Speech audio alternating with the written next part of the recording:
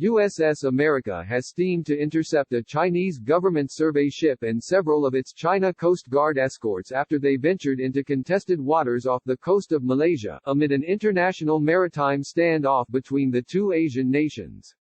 The United States called on China to stop its bullying behavior in the South China Sea on Saturday, citing concerning reports regarding Beijing's provocative actions aimed toward offshore oil and gas developments in Malaysia's mineral-rich exclusive economic zone (EEZ). U.S. officials accused China of taking advantage of the distraction posed by the coronavirus outbreak to increase its maritime presence in the region, ordering them to desist. However, the warning was clearly not heeded, and China's survey ship Haiyang Dizzy 8 has persisted with a number of patrols close to Malaysian oil platforms in the South China Sea, namely the West Capella drillship, which sparked territory contentions between China and Malaysia when it began exploration activities in October.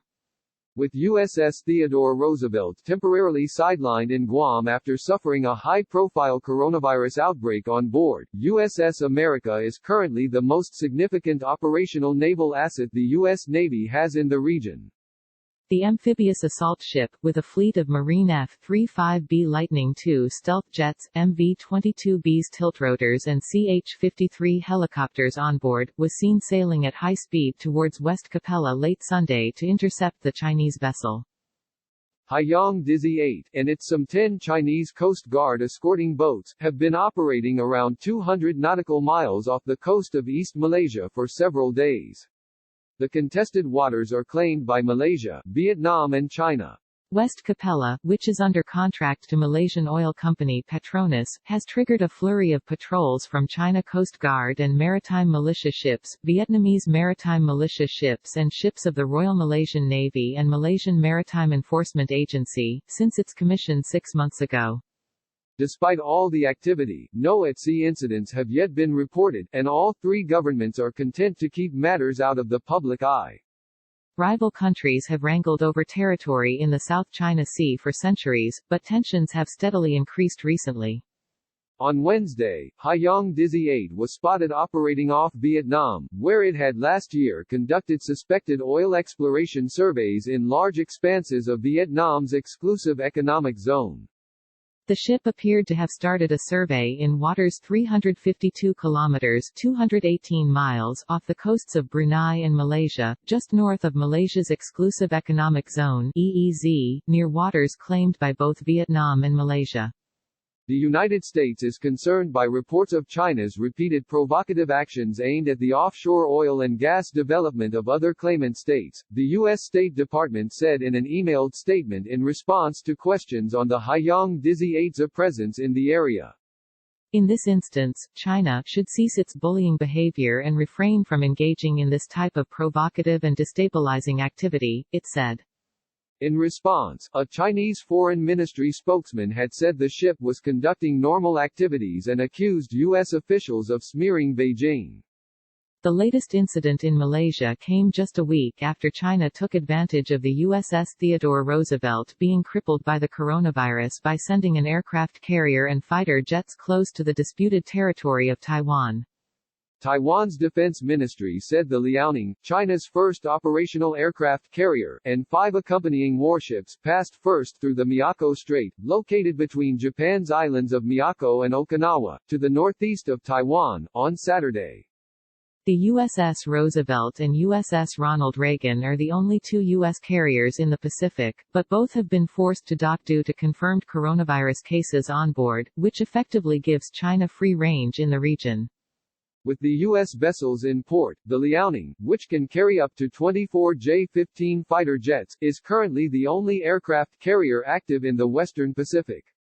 The USS America is officially classed as an amphibious assault ship, not an aircraft carrier, despite being able to launch fighter jets from its deck.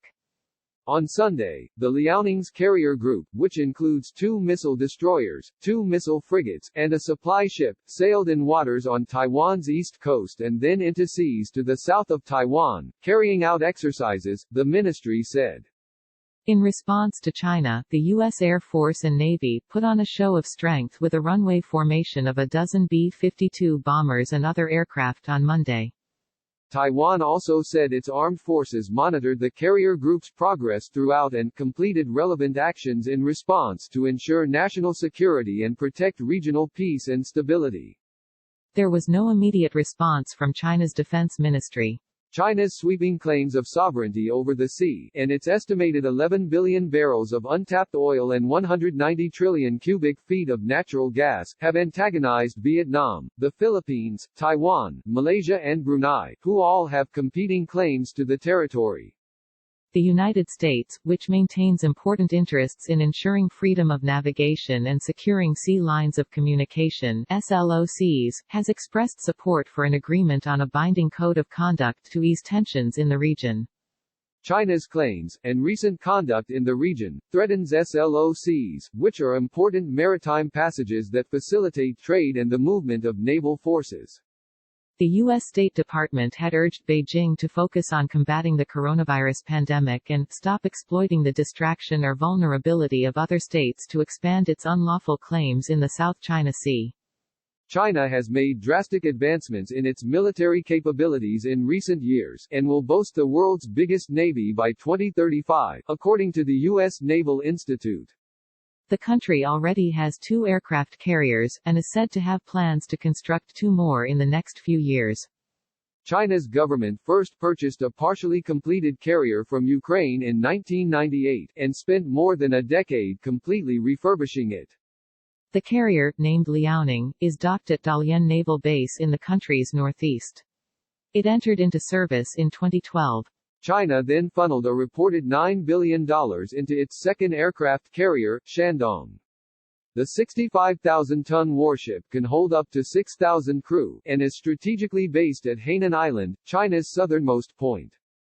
The carrier only entered service this past December, and Chinese President Xi Jinping attended an official commissioning ceremony. Like the Liaoning, the Shandong uses a ski jump-style ramp to launch its planes.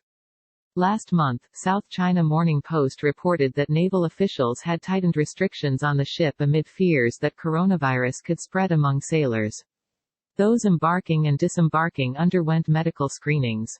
According to the newspaper, crew members were prohibited from going ashore unless they had permission from Captain Lai Yijun or Political Commissar Peng Jianong. The ship was also subject to increased cleaning measures, with each and every corner of the vessel disinfected.